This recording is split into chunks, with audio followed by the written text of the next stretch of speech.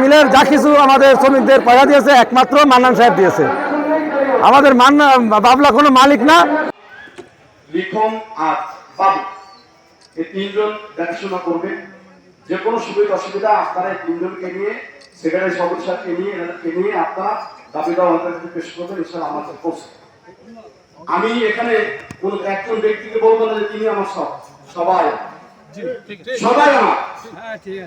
আমি আবারও বলতেছি, এই মিলের সকল জেলা পরিষদ না করা পর্যন্ত মিলের একটা পানি মিলের যা কিছু আমাদের শ্রমিকদের পয়সা দিয়েছে একমাত্র মান্নান সাহেব দিয়েছে। আমাদের বাবলা কোনো মালিক না।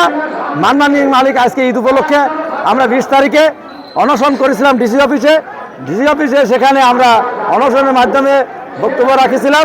মান্নান সাহেব আমাদের সেই অনশনে উপস্থিত হয়ে উনি বলেছিল যে আপনাদের দাবি কি। তা আমরা বললাম যে আমাদের দাবি আমাদের বকেয়া বেতন, পাশাপাশি আমাদের ঈদ উপলক্ষে আমার শ্রমিক ভাইরা ঈদ করতে পারে না, তাদেরকে অন্তত ঈদ করার জন্য কিছু আপনি দেবেন। আপনার কাছে যেহেতু লক্ষ লক্ষ টাকা আমরা পাবো। তা উনি বললো যে আমি মাইক উনি হাতে নিয়ে উনি বক্তব্য দিলেন যে আপনাদের ঈদ করার জন্য ইনশাল্লাহ আমি কম বেশি কিছু দিব, এবং 25 ডিসেম্বরে 2025 ডিসেম্বরের ভিতরে আপনাদের গ্র্যাচুইটির 750 জনের সমুদায় টাকা আমি এর ভিতরে পরিশোধ করে দেব। মিলের যে পরিবেশ কিছু নাই।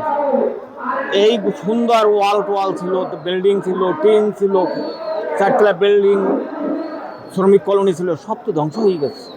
2000 দেশে ঈদ উপলক্ষে এজন্য আমি এবং সবাই খুশি, আশাবাদী আরো পাবো এই আর প্রত্যাশাই আছে। আমরা কলোনিতে থাকি, মান্নান সাহেবের।